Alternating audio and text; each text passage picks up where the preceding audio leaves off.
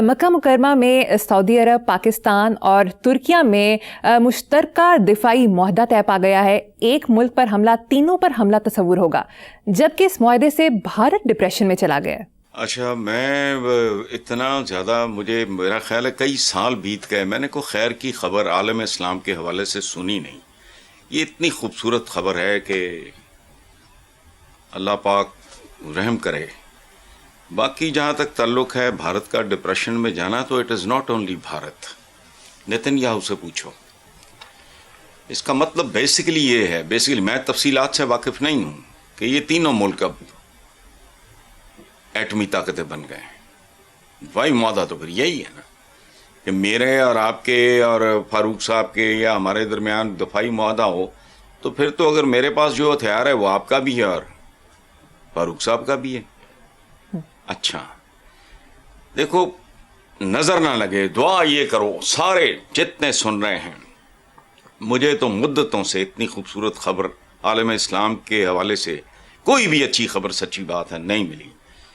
اور خاص طور پہ اس میں یاد رکھنا، یہ بہت کم لوگوں کو پتا ہوگا، یہ میرا خیال ہے ملینز میں سے بھی شاید کوئی چند سو بندے جانتے ہوں۔ خاص طور پہ ترکوں اور آل سعود کی ایک تاریخ ہے جس کا تعلق عثمانیوں کے، آٹومنز کے دور سے ہے، اور وہ نفرت بڑی دیر تک ٹریول کی ہے، میں اس کی تفصیل میں نہیں جاؤں گا۔ ترکوں اور آل سعود کی قربت بہت ہی مبارک شگون ہے، اور یہ دونوں کی لیڈرشپ کی عظمت اور عالی ظرفی کا ثبوت ہے۔ اچھا، اصل بات یہ ہے، ہمارا پتہ نہیں کیوں ادھر دھیان نہیں جاتا ہے، شاید ہو، میں تو نہیں جانتا، ایگریمنٹ میں نے نہیں دیکھا، ایک موٹی سی خبر ہی ہے نا۔ اگر پاکستان، ترکیہ اور سعودیہ دفاعی کے ساتھ ساتھ علمی، یہ علم نہیں الفنار بے بکری، سائنس اور ٹیکنالوجی کے حوالے سے بھی کوئی ارینجمنٹ کریں، تو شاید عالم اسلام کے لیے ٹرننگ پوائنٹ ثابت ہو۔ دیکھو، پاکستان ایٹمی طاقت ہے، فوج ہماری مضبوط ترین ہے، ٹرک شامی زبردست ان کی ایک تاریخ ہے۔ اچھا، ہماری تو دنیا کی رینکنگ میں آتی ہے فوج، لیکن ہمارے ہاں پڑھا لکھا بندہ نہیں ملتا، اور پڑھائی لکھائی سے میری مراد یہ جو میں بھی عالم، آپ بھی علامے، یہ نہیں ہے۔ آپ نے کتنے سائنٹسٹ آج کی دنیا میں جن چیزوں کے گرد دنیا گھوم رہی ہے، ان میں سے ایک چیز بھی کسی مسلمان کی کنٹریبیوشن نہیں ہے، ایک بھی۔ اچھا، میرا ایک بہت پرانا خیال ہے، اور میں لکھ بھی چکا ہوں، اس پہ کالم بھی لکھے ہیں میں نے، سوچتا بھی ہوں کہ جتنے وسائل ہیں یہ تین ملک ایک کام کریں۔ کیا پورے عالم اسلام میں سائیکیٹرسٹ بھیجو، بریلینٹ ترین بھیجو، لوگ ایک بورڈ بنا کے، وہ پورے عالم اسلام سے بریلینٹ ترین بچے اکٹھے کریں، جو پورا ایک بورڈ ہو، سبجیکٹ اسپیشلسٹ ہوں، یہ ہو وہ ہو، وہ پورے عالم اسلام سے بریلینٹ ترین چند ہزار بچہ پک کرے، ٹھیک ہے؟ ان کو سعودی عربیہ لے جایا جائے، ان کے ماں باپ کو بھی وہاں شفٹ کیا جائے، جابس دیے جائیں، نیشنلٹی دی جائے، اور ان کو بالکل جیسے ملٹری اکیڈمیز میں ہوتا ہے ان کو رکھا جائے، ان کو اعلیٰ ترین ماحول اور اعلیٰ ترین استاد دیے جائیں۔ تو شاید ہمارے اندر بھی کچھ چاجی دے چار بندے جم پیں، کوئی تھامس ایڈیسن ساڈے بچوں بھی نکل آئے، کوئی نیوٹن آ جائے، مطلب میں اس طرح کی۔ لیکن بہرحال جو کچھ ہوا ہے یہ بہت خوبصورت ہوا ہے، اور یہ اس سے بہت آگے، وہ بھی دفاع کی یہ ایک صورت ہے۔ اگر آپ کے اندر سائنٹسٹ پیدا ہوں، سائنس اور ٹیکنالوجی میں آپ کو باعزت بنانے والے پیدا ہوں، اس سے بڑا دفاع کوئی نہیں ہے۔ لیکن بہرحال جو ہو گیا، چشم بد دور، اللہ اسے نظر بد سے بچائے، یہ جاری رہے، مضبوط سے مضبوط تر ہو، اور اس میں وہ صرف ہندوستانیوں، ہندوستان پہ نہیں پڑی، یاد رکھنا اسرائیل کو بھی مروڑ اٹھ رہے ہوں گے۔ بہرحال آگے چلو، آپ کو بھی مبارک ہو، ہمارے ویورز کو بھی مبارک ہو۔ مدتوں بعد، میں نے اپنی ہوش میں نہیں، عالم اسلام کے حوالے سے میں نے اتنی اچھی اور خوبصورت خبر سنی ہی نہیں. آگے چلتے ہیں صاحب. اخباری رپورٹ کے مطابق چیئرمین نیب نذیر احمد جٹ نے کہا کہ کرپشن کے سمندر میں پھینک دیا گیا.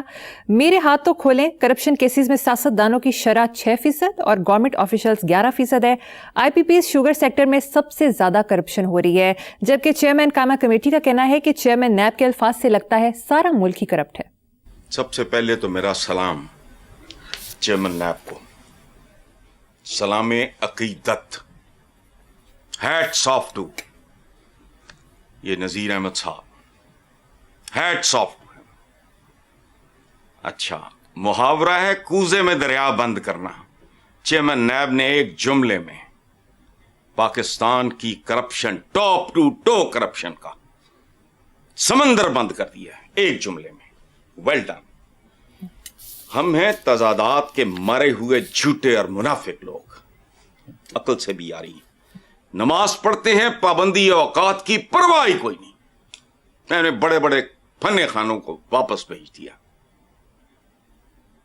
ایروگنس نہیں, میں نے کہا لیٹ ہو گئے ہو, پھر ہی بس پہنچ رہے ہیں 10 منٹ. میں نے کہا نہیں, 15-20 منٹ تو ہو چکے ہیں, پہلے ہی لیٹ ہو آپ, تو ابھی آپ کہہ رہے ہو ہم چل پڑے ہیں اور یہ ہو رہا ہے. تو میں نے کہا نہیں. اچھا, اور ایک بات یاد رکھنا, rise and fall of civilisation, تہذیبوں کی ایک زوال اور عروج کی پہلے کہانی مختلف تھی. اب تمہیں پتہ ہے کسی بھی قوم کے عروج میں اس کے عوام کے پہلا نمبر کس چیز کو ہے, وہ ہے پنکچویلٹی.